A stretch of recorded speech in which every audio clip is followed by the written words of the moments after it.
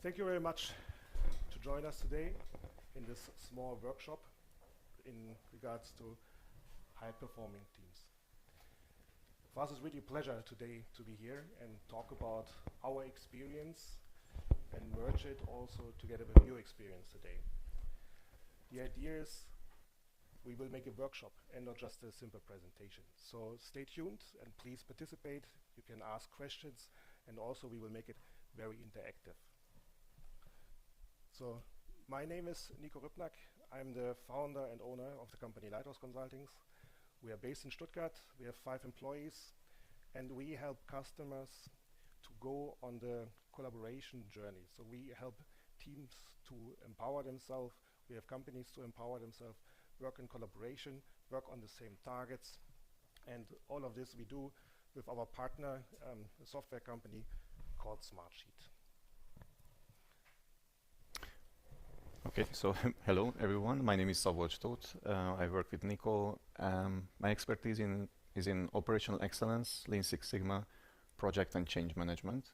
So we will do this together, and sometimes I will jump in with to help with some lean terminology what we will use. And yeah. Yeah, thank you very much. So I have a background in automotive industry and a very strong operational background. I launched factories in China, greenfield launches. I relocated productions on global base. I had responsibilities in manufacturing engineering for global teams. So I was running a lot of task forces. I built teams, and I made this, I think at least, successful. And today we will share a bit the story out of my life and how did I cope with it. How did I develop a high-performance team? How we assured that we could always continuously deliver to the customer and never stopped the lines of the customer. And then later we will translate this into our new KPI which we developed, which we also will present today. Okay, and so we would like to keep this whole workshop as much interactive as possible. So please use this QR code. It will bring you to a homepage of menti.com, and it will log you in, and you will be able to use your smartphone to interact and vote and give your input. Also, to keep the interactivity, we would like to ask you, if you have any questions, feel free to raise your hands, and we will stop and we will answer your questions as we go. Okay? So we give you a few minutes just to log in, and welcome. And we will check if everyone had a chance.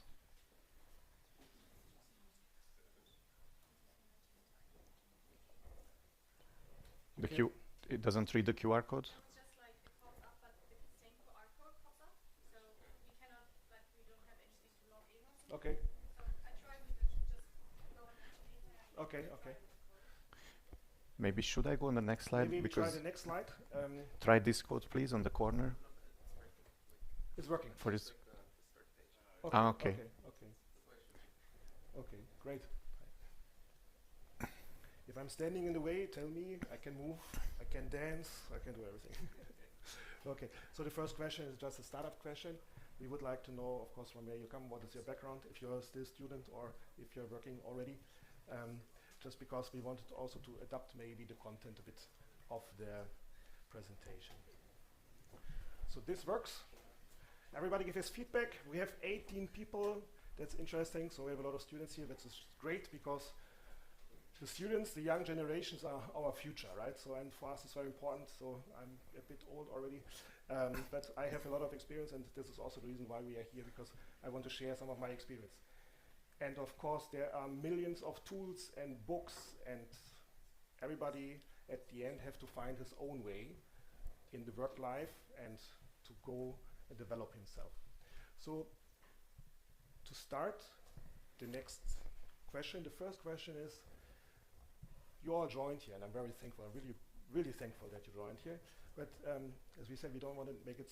We want to make it super interactive. So first is what we would like to know your expectations. So what do you think is a high-performing team? What is the definition of a high-performing team for you? Can you access? Yeah, let me know if any of you have problems with the tool.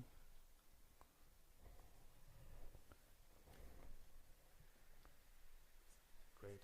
Working together, collaboration, diversity, accountability, great. This is matching the results. Trust, team spirit, challenges to deal with working together. Effective and efficient collaboration, same values, nice, very good. Great stuff, great points. Thank you very much. And I see some of the topics also we will cover today, so that's good. So we will match hopefully your expectation, at least from now on. Okay. The next question is, this is your expectation, but also we would like to know if actually you are working in a high-performance team. And high-performance team not just mean that you and your department are thinking high-performing, but within your organization you have a high-performing team. And you see, I know it. Please. Pardon? Where is sometimes? Oh, sorry, what sometimes? Why? Not yes, why, not yes, no, but where is sometimes? Okay. We need to be straight. Black and white, sometimes there's no gray. You know? The question is provocative a bit on purpose. Okay, now it changes, okay. Okay, this is probably the younger student generations, the people who are here because they're very ambitious. That's the reason why they visit also the workshop. I just manipulated data a bit. Yeah. No, but it's very great. Of course, depending on what kind of environment we talk, with which kind of people we talk, right? Everybody have different understanding. But also, as I mentioned in the beginning, today we want to come a bit closer to what could be a high-performance team. And also later we will present a KPI which we developed, with which we think we can define what is a high-performance team. Yeah, so maybe it's interesting to see after the presentation whether you would change, your vote on this one, and we will see. Yeah. Okay, so having this, I tell a bit about my history. So some already 13 years ago, I signed up for a plant manager position in China. It was a greenfield launch. That means the building was there, but we had to hire new people. We had new machines. And the worst thing was we were 3 months behind our schedule. And the equipment and the processes we had to install was quite complex. And so the people we hired new were also not all very qualified. So the issue what we had is we needed to build a learning organization. So one time I met the founder and the owner of the group, and he asked, Nico, what is your challenge? And I said, my challenge is to teach the people who can today drive a bicycle in a very short time to fly an airplane. Because we throw a lot of parts every week away, we had a lot of scrap, we didn't have any control. And this is critical, because if you need to deliver, you need to deliver. That's very unwritten rule in the production. And so how did we do this? So I have also a very strong background in lean management, and so for me it was always important to be very close to the shop floor. So we installed the shop floor management office. Everybody, including myself as a plant manager, everybody was just sitting in the shop floor, close to the machines, in order to handle and see the problems day to day. And of course, we made daily a Gemba walk. So we went through the production, talked to the operators, and to understand what are their problems, what are their needs, in order to help. And not thinking without in any hierarchy structure.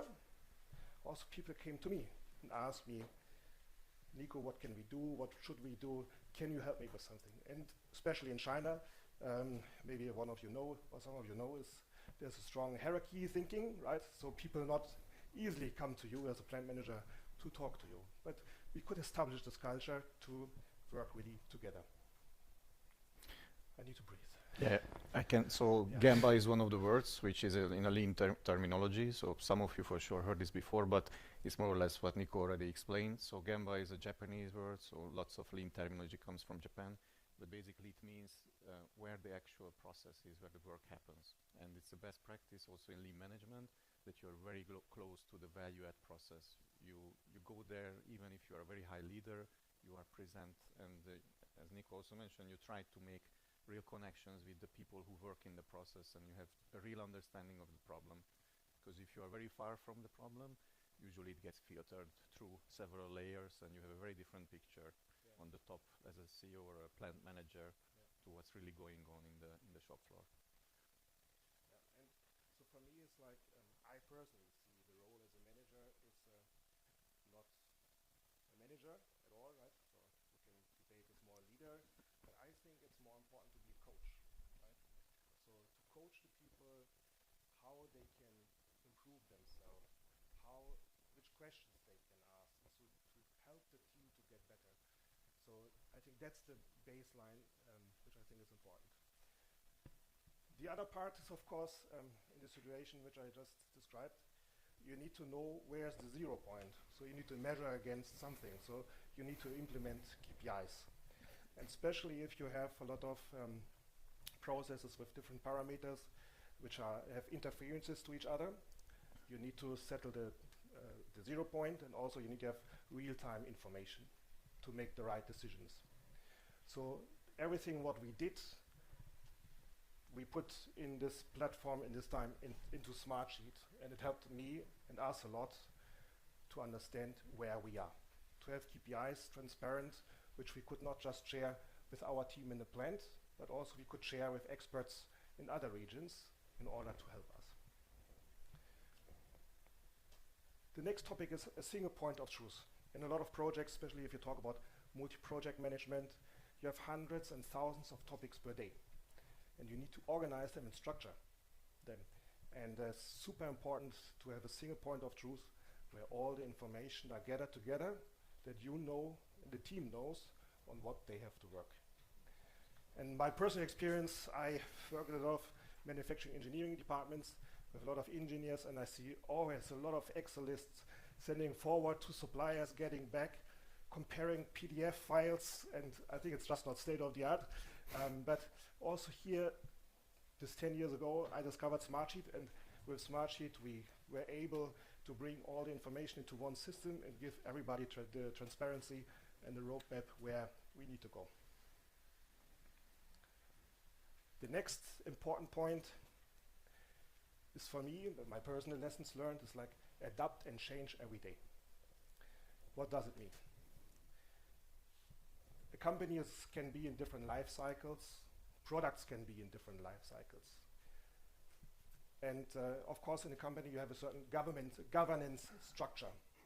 But different life cycles mean that you also need to adapt yourself and adapt the structure, the organization structure, and also the governance structure of a company based on the needs and on the situation where you are in your life cycle.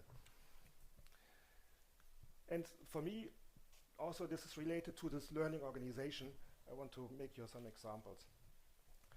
I was also plant manager before and technical COO for several plants in the past before I had this project. And you have a certain mindset where you think, what do you need? What kind of KPIs do you need? What kind of reports do you need? And I thought, when I launched this factory, I thought, okay, I just implement the same. I have my way how to do it, right? But I faced the problem that the technology was much more complex. So I couldn't rely on what we did before. I needed to adapt with the team together and discuss what is the right way for us to get the output what we want. And then I asked, open the team, what should we do? And they said, we should do like this. And I said, let us try for 1-2 weeks. We see what is the results. If we are all happy, we go on. If not, we change, right? So nothing is written in stone. So that's the meaning of adapt and change every day. And of course, have an open failure culture, right? So if people are afraid to make mistakes, I don't know the exact names, but they are not in the right area of the brain, so they will not think creative. And I think the main purpose of a workforce is to be creative and take their part in the journey of the company. Any comments on this? Then I can breathe again. Yeah, what you just said was not only about the failure culture. Yeah. It is also really important for people to be Okay. Actually, quite loud enough, but okay.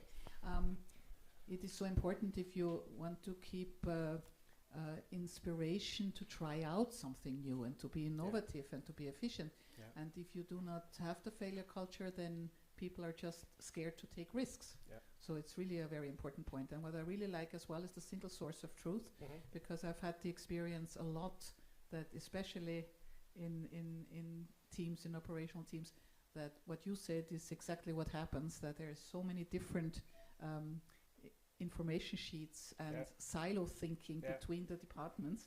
And if you have, I don't know Smartsheet, but if you have something that really works so that everybody knows what's going on, this is definitely also, from my point of view, a very important point. Thank you very much.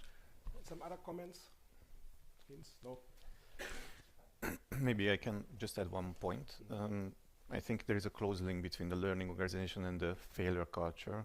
I don't know if you were ever involved in problem solving. So if there is something going wrong, so you need to get to the root cause. There are methodologies how to do this, and there is a lot of theory. But the main thing is, if people are not open to share what's happened, you can spend weeks and weeks and weeks digging, and the answer is right there. They just don't say it. So Gemba Wall can help a lot also, that you actually observe what's going on and you might spot it. But it's so much easier if people come and tell you, yeah, actually, last shift we messed up the setup, or I don't know, something happened, and you know it, and then there is your cause. You don't have to dig for weeks. Yeah. And what is like Gamba standing for, like exactly the word? Just because I've never heard it, and you explain it a bit. But, yeah, so it's in free translation where the process is. So where the actual, value add process is running. So it's the physical area where your production line is, or whatever you do, where it happens. Okay, thank you. You're welcome.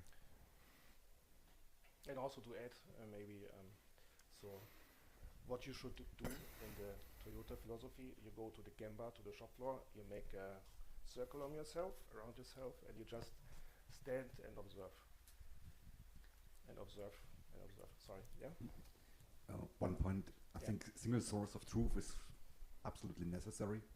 But before you do this, my experience is you have to align what the truth is. Because if you go in a fab or in a company, you always have a different interpretation of truth. And that's for me the first step: agree the truth and then have one single source. Because it's really important that everybody is aligned what is the truth is. And that's something, sometimes I think, a problem that this is not really agreed. Might be.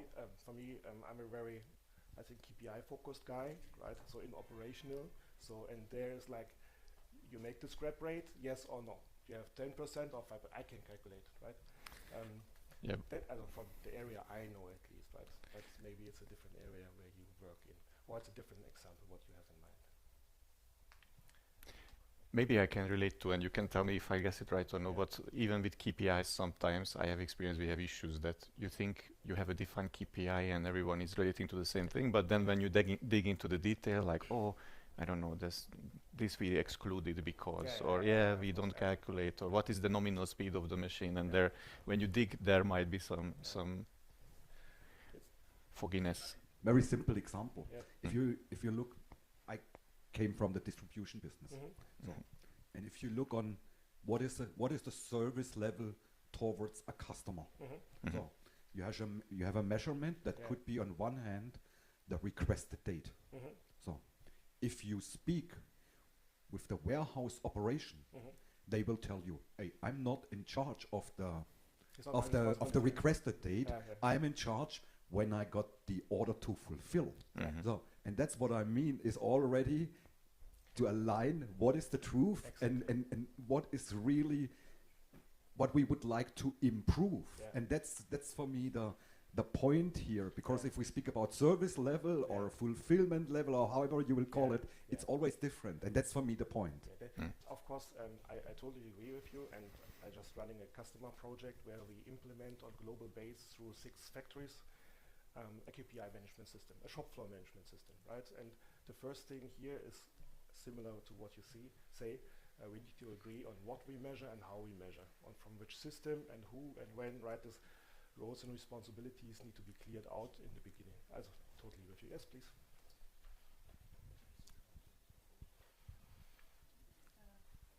also would like to add to what he said, because you said to have the single source of truth, you would just like agree on the basic terms.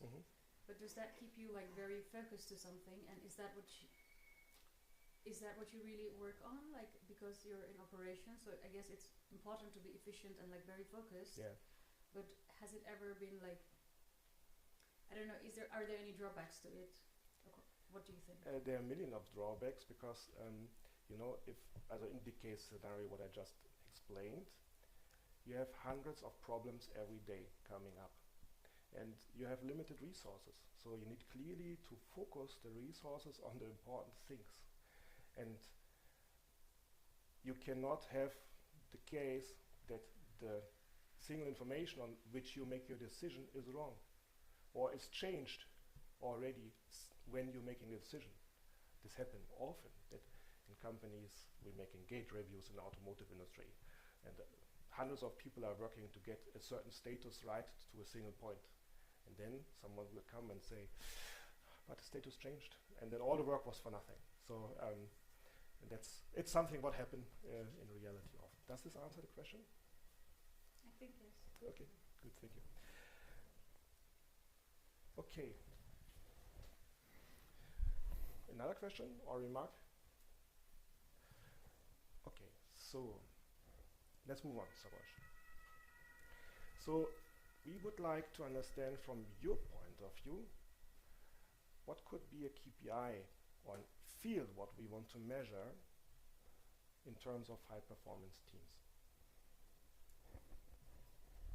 So you should be able to type some text.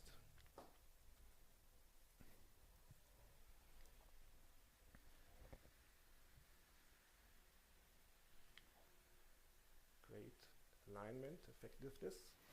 This very interesting. Very good points. Let's some more.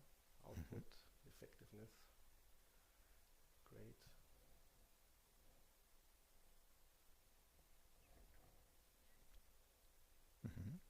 Cost output.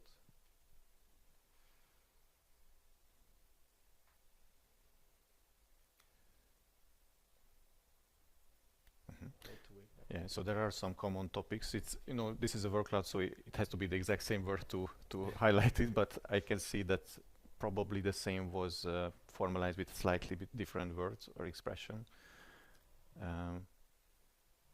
Excellent. So effectiveness, efficiency, I see lots of answers focusing on this word.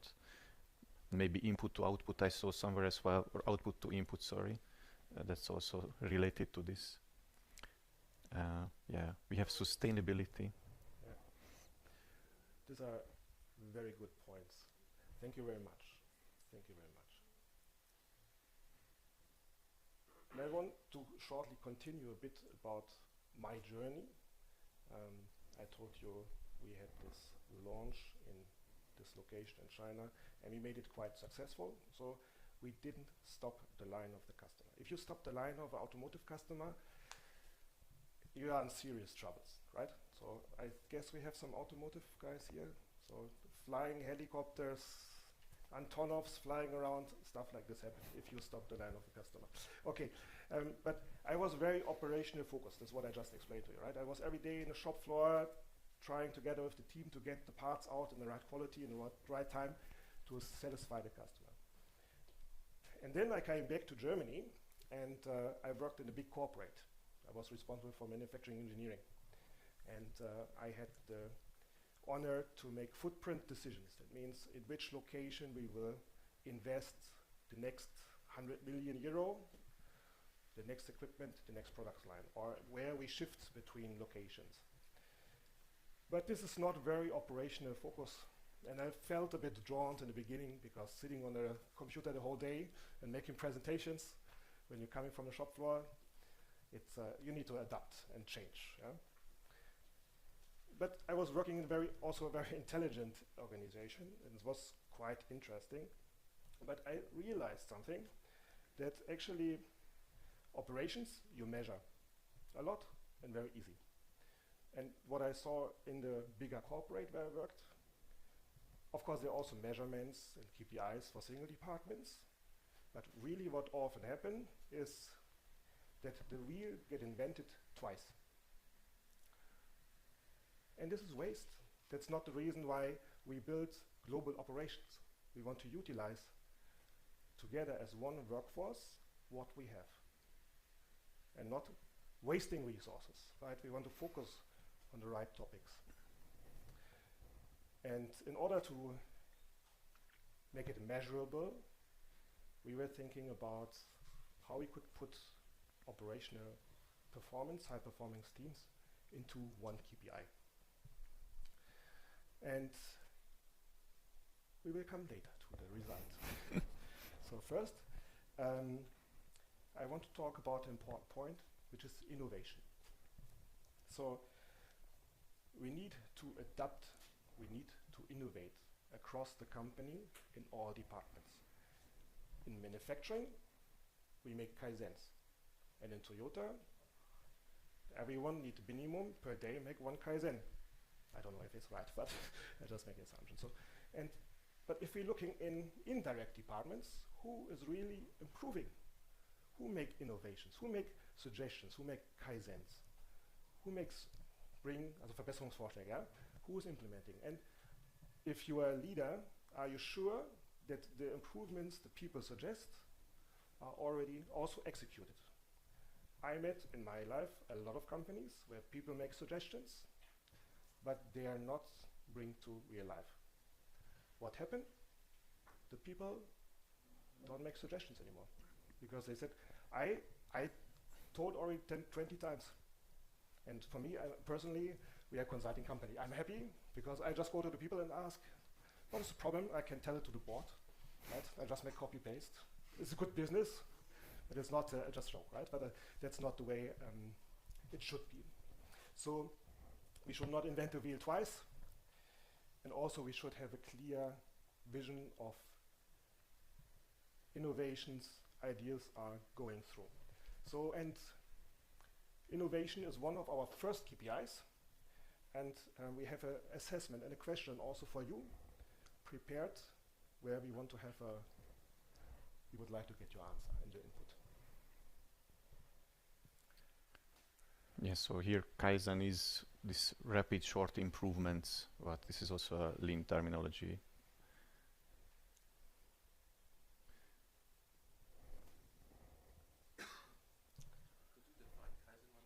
Yeah, so these are structured, short, effective improvement steps, basically. So not long projects, which takes a half year, but you bring your team together. There are some improvement initiatives identified, and they are implemented, tested, and implemented, and standardized. Yeah. So it would be kind of like a sprint if you're talking Scrum. Yeah, similar to sprint. Yeah. Yeah, so kind of sprint. Yeah.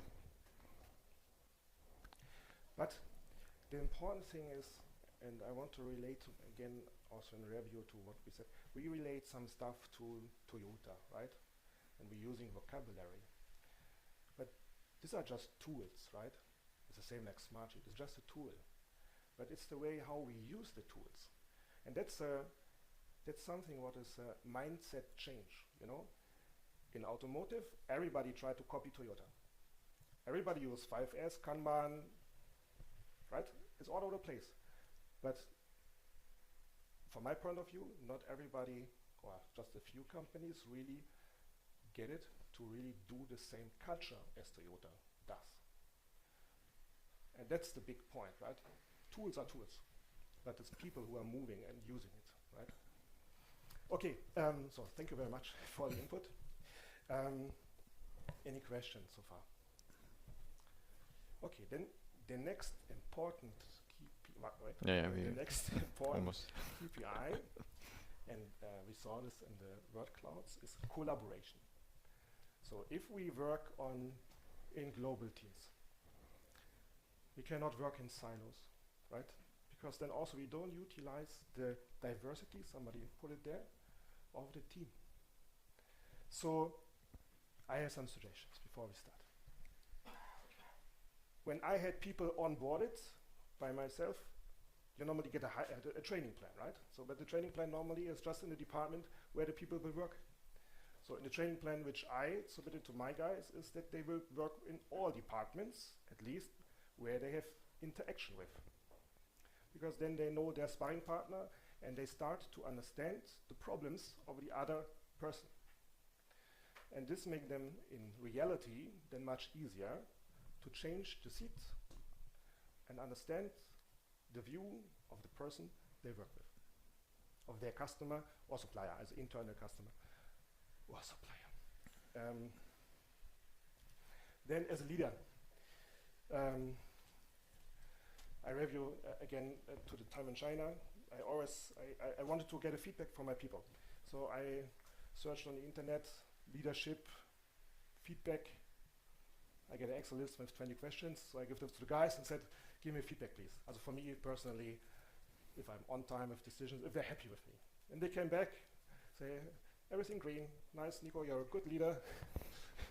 And I said, yeah, okay, also you need at least to have 2 points where I'm not good, that I can really know what you think, right? So that I can improve myself. And this worked, and since then, it's a long time ago, I always use this when I have my one-on-ones, you know, so a regular meeting with people, as with single persons. I ask them, what can I really improve for myself? And the culture what I use, if someone says something negative, it wouldn't have had never impact to any performance review, right? So I use a very open and transparent leadership style. And this means not that we have to agree on everything what I do, right? So, but for me it's very important that I get the clear feedback, that I know how to improve. And not just, I don't want to bring it now just to the single point of that I get a feedback. Of course, in general, as a company, if you make employee surveys, often companies do this once a year, which is very long. And they need a long time to analyze the data. So when I was in responsibility, in charge of a bigger organization, we made this per quarter one time. So always feedback immediately. Maybe if I can jump in, also in the lean mindset or culture, it's very important, it's very customer focused. And the example what was brought up also about the warehouse guys, and you know, it's very important that we have our customers in mind. So this works also against the silo thinking that, okay, you have your internal goals, but at the end, we have to perform as a team, as a company to serve the customers. And linked to that also, it's very important to know that you have internal customers as well. So within a company, the next department might be your internal customer. So this is also helping collaboration, that you treat them as a customer and you know what they need from you, and you try to deliver to the highest level. So this helps collaboration within the company. Yeah. And also one idea to break the silos,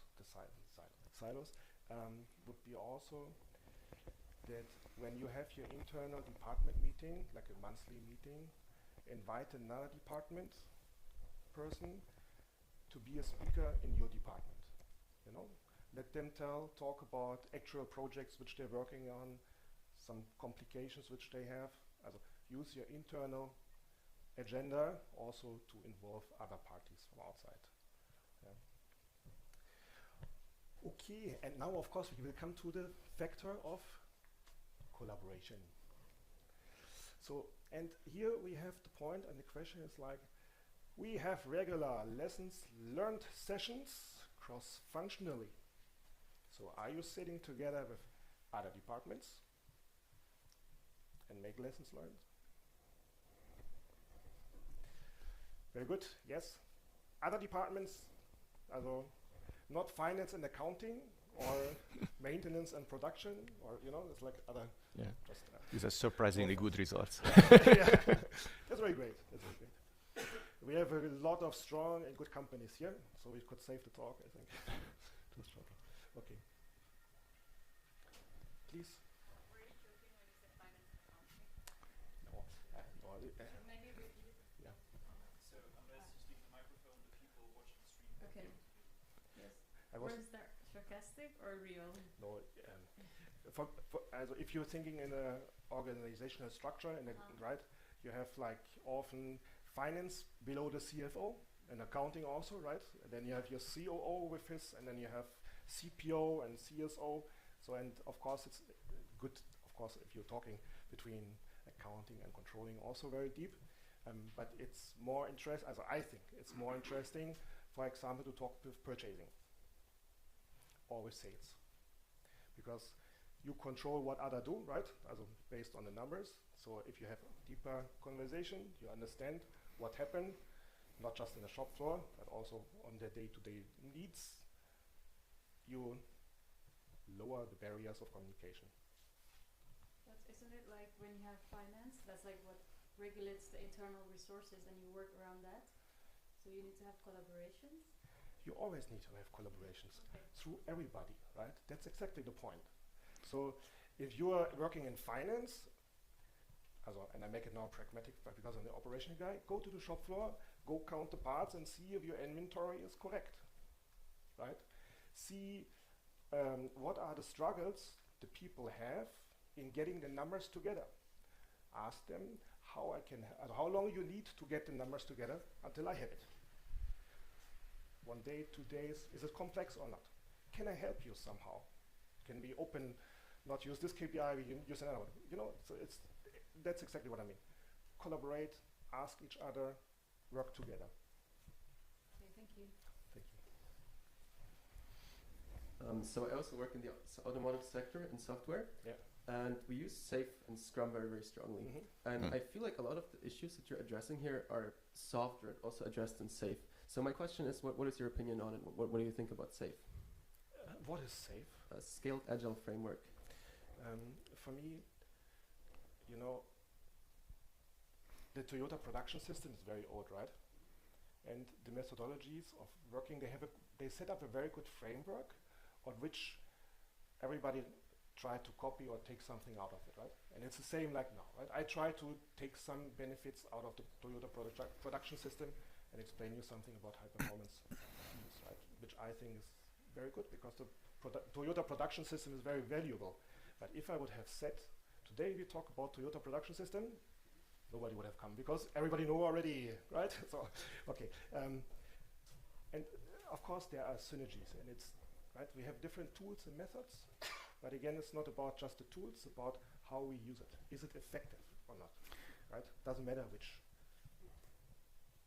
process we use. Yeah? But if I can make the link, so Agile is also based on Lean. I don't know if you knew that, but if you see many things what we talk about is actually coming up in Agile in a very structured way.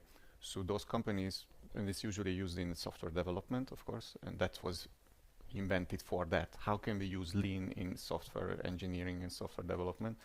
And it's a really good structure. So those companies who use Agile well, and again, back to Nico's point, you can have the tools, you can use them well, or, you know, so it's also about people, communication, and culture. But if it's really well embedded, then it's very effective. And then if you look at what structures you have in Agile, you will see a lot of the things what we talk about. You have a retrospective. What is that? It's lessons learned. It's just very structured. You have to do it. The system forces you to do it. So I think that's why you will see that lots of the points you're like, oh, this sounds familiar to me because because it's also the same Lean structure. It's just Agile. It really helps you to force into it. You have a Scrum Master. You have the roles.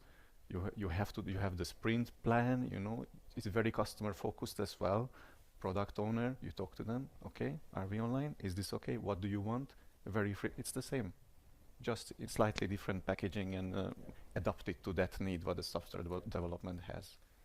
And even also coming with another comparison, there's an automotive industry, there's the IITF 16949, right, which is the audit system, where you also, generally you want to check if everybody in his department is doing what he should do, but then it's also very important, how is everything interlinked to other departments. And I think in A-Spice, which is software auditing system, it's quite similar. It's just another name, but the idea behind is very similar, at least from my perspective. But it would be very useful also, so we do these questions, what your experience is in Agile, and maybe some more of you, I see nodding, you are maybe in Agile, so how we would be interested also what you see, what works well out of these principles and where you see struggles, for example, in your area. Maybe ask a second question, a little bit different. How do you measure synergies? So in software development, a lot of the times different teams are kind of doing the same thing, and if they communicate with each other and know that the other one has already done it, it would save a lot of work and thus money by kind of having a synergy. How do you measure that? let us come to the final result of this survey. It's difficult to measure, just out of my stomach, right? It relates to the point what I said before. I saw product engineering teams, 100 people on this side, 100 people on this side, developing something totally different. Just waste, because they didn't talk to each other. Happen a lot. So, I have an idea. What we classically do, right, is if we make these Kaizens and these improvements, we bring them back into standards. And then, in manufacturing, you would have a design for manufacturing catalog. Anybody know? So you write down your standards which you use. And then, when something new is developed, you bring together, in this case the engineer, together with the manufacturing engineer, and you force them to make simultaneous engineering meetings. And the receiving party need to check off the feasibility of what is developed before. So this is a methodology which is possible to use, right? As create a standard and implement a standard and check if the standard is applied, and apply it early. Okay, so next point is in regards to other questions, other questions, suggestions. Too far off? Are we too far off, or is okay? Good, okay. Next topic is about decisions. Because everybody of us need to make decisions. Either is the young starter who started in the company, the engineer or engineering, the leader. So everybody have to make decisions, right? And I think that's very important. And I expected always from my people in the past, when they came to me and asked, Nico, what should we do? I said, you need to prepare the decision, give it to me, and I say yes or no. But you need to go through the thought process and present it. This is very easy because this makes my life very easy, because I give them the responsibility. And the people on the other hand side feel empowered because they have responsibility. So that's the one point, empowerment. And also, I want to tell you something about how did I make decisions or making decisions. And as I said before, there are a lot of tools and methodologies, right? So you can read in every book. What I use is the first one, scale big and scale small. That means I think when I scale small, what would I do? If I'm a one-man company, I have one customer, one machine, and one supplier. Which decision I would take? This is good for risk management. Your customer has 80% and they want that you have 80% capacity, flexibility, whatever. I will not go too much in details, but this helps me in this way. Scale down and think what would you do if you're small. Other side, scale big. What would you do if you have 50,000 people you are responsible for? How would the decision then look like? How would your governance structure look like? Because if you are a company which want to grow, you should set up now already the structure for tomorrow. Because I think some of the people here will agree with it. A company is very different if you manage 100 people, 500, 1,000, 10,000 or 100,000. Everything needs a different setup. And the next topic is the 10 times rule. So it means like, what happens if I don't make this decision in the next 10 hours, in the next 10 days, in the next 10 weeks? What is the impact out of this? So this also helps me sometimes to get more speed and to understand better urgency and priority. And therefore we have the next question in regards to decisions. The question is, we regularly postpone decisions. And if the people have the feeling that the team always postpone decisions, it doesn't look very agile from my perspective. Oh, it's very even so far.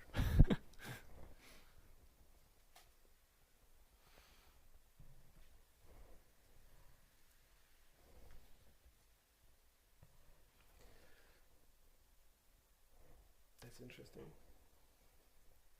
I thought now everybody say, no, we are fast, we're agile, but there's room for improvement.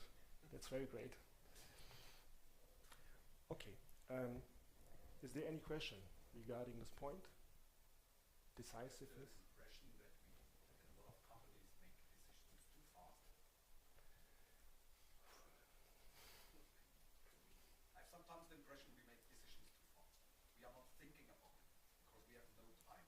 So, and we are not thinking from the end. We are just thinking we have to make a decision right now. That's something what I recognize. What I recognize, I think sometimes we are too fast. And not postponing is the problem. Okay, sometimes you have to be brave to make a decision. It's not always very welcome to make decisions. But my impression is that a lot of decisions are made too fast, not thinking from the end and solving just a single problem without keeping everything in mind. And that's for me a little bit the problem. Okay. That's why I struggle a little bit with the question. I think fair point, postponing, sometimes it's necessary, sometimes it's useless, that's clear, but it's just a feeling. And I would like to hear your opinion. The challenge behind this question is not if you're doing decisions fast or slow, because everyone in the organization can have a different opinion on it. But I think first is, one of the parts, you should be a part of the decision, and if it is too fast or too late, too slow, you as an employee should maybe get a vote to influence the decision, right? So the question is why the decision makers are deciding too fast. Is there a lessons learned Kaizen initiative in your company where you can say we make too fast decisions for whatever reason?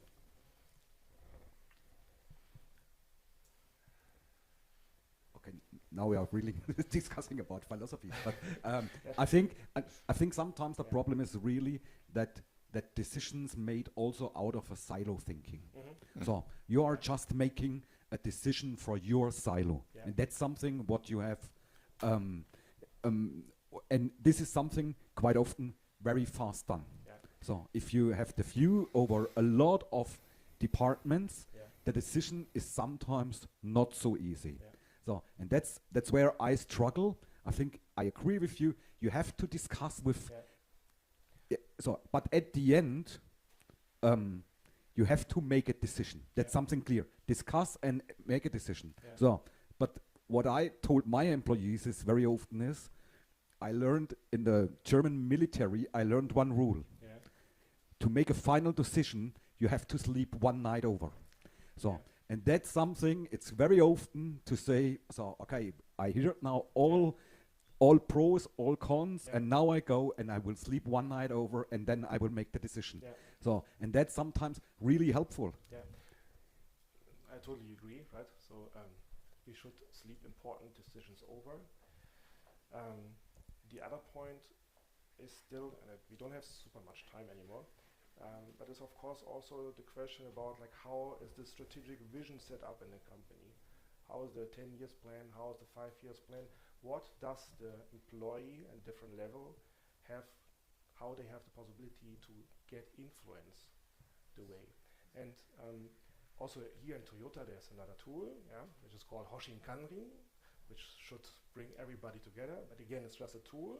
It's not about how the process set up. And what I learned is in Toyota is like this. Top level makes suggestions for targets on vision and 10 years plan, 5 years plan.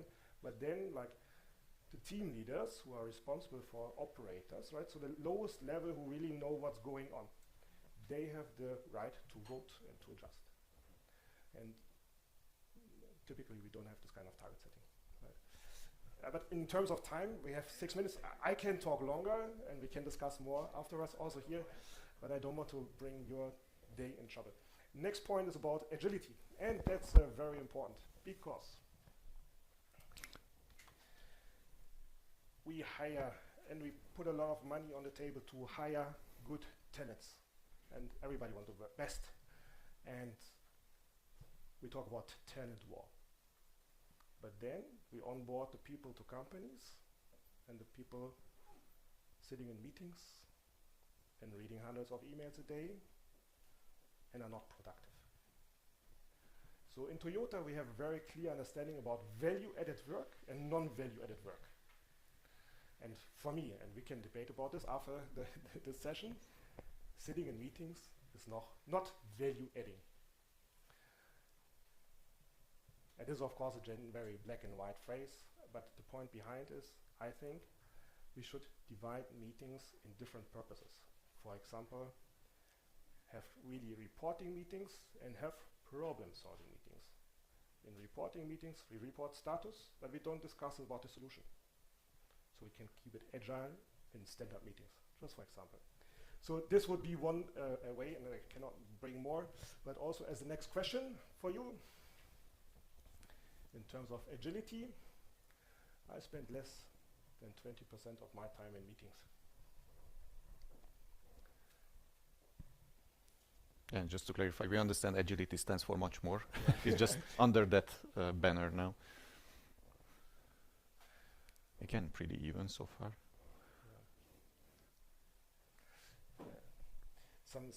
You know, when I started my career and I get the first BlackBerry was the time, I was so happy about, oh, now I'm the guy, you know. And then later you think, oh shit, I get emails all the time, you know, so it's really annoying. And the same is with meetings, you know, when there's a career path, you start small, you want to be in this important meeting because then you're someone, and then on a certain level, when you get the whole day full of meetings, you think just, I want to go out of here, please, let me come back. Okay, thank you very much for the distribution, for the information. Yeah, probably.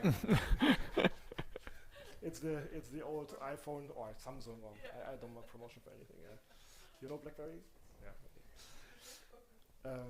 Okay, thank you very much. So, and now we talk about 4 KPIs, right?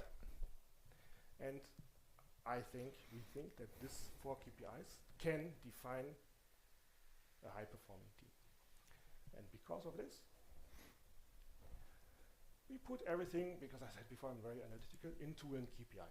So the production people, they know OEE, overall equipment effectiveness. That is the KPI in operations to measure your performance. And I wanted to keep it simple. So we just replace the equipment by a team, so we have this overall team effectiveness.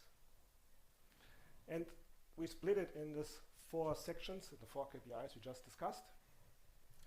And here we see, like in our dashboard, what is innovation, what is target, where we are. And this is just sample data, right?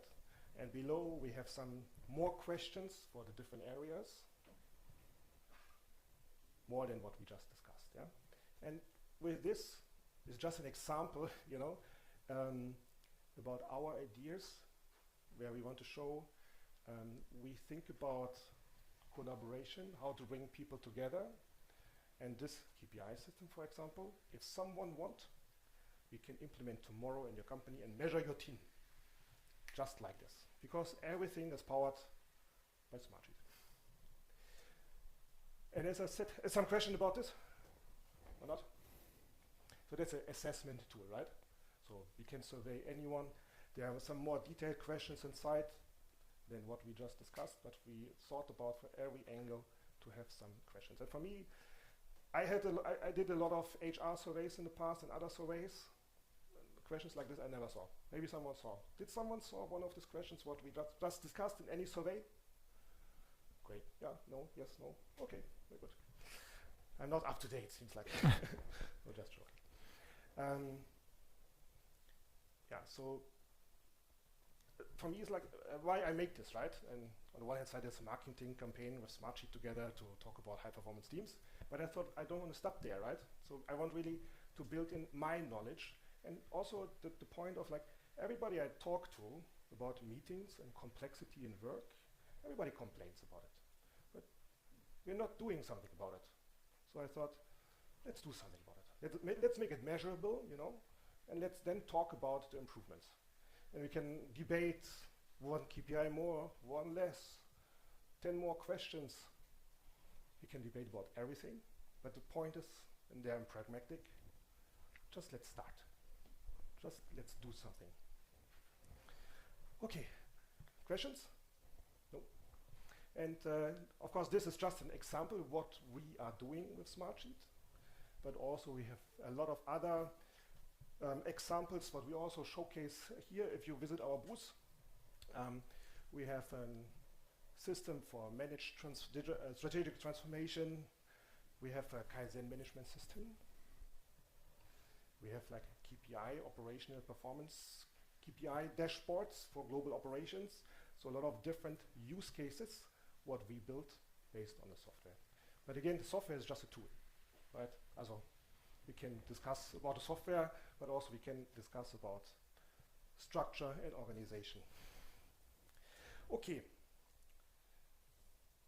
Next. And yeah, for me, as it's very important also to share knowledge. That's the reason why we're here, right? So we want to give you some insights. Also, the paper version we give to you, but also there's a McKinsey study on why organizations fail on transformation. Very interesting. I encourage you to download. And also there's a PwC study on what are the top issues in the moment for CEOs. Quite interesting. You can find on LinkedIn, on the internet, or you come later to me and ask me for the link. Coming later to me, it's very easy. You can just make a picture from this if you want, if you don't want. But there's a QR code. You can follow me on LinkedIn. You can book a discovery call. You can try Smartsheet. So all ways are open. And of course, you also can talk to us. Yeah, also now we are end of the time, but of course we will stay here, and if you would like to discuss anything, we are available. Any feedback, any questions from your side? Did we reach what you expected? Yeah? Thank you very much. Thank you very much.